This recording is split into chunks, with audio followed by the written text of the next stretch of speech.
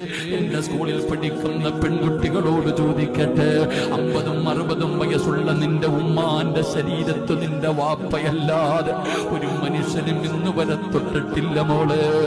നിന്റെ ഉമ്മ അറിഞ്ഞുകൊണ്ട് ഇന്ന് വരെ ഒരാളും നിന്റെ ഉമ്മാനെ തൊട്ടിട്ടില്ല.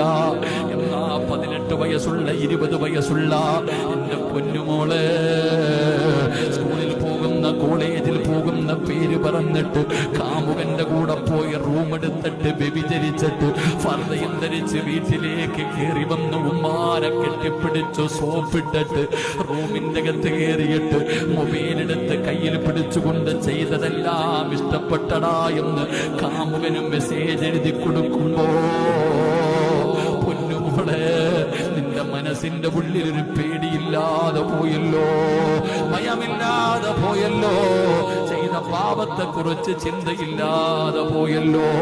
അതുകൊണ്ട് എന്റെ പ്രിയപ്പെട്ടവരോട് പറയുകയാ, മക്കളെ ഒരു ദിവസം വീഴുമടാ.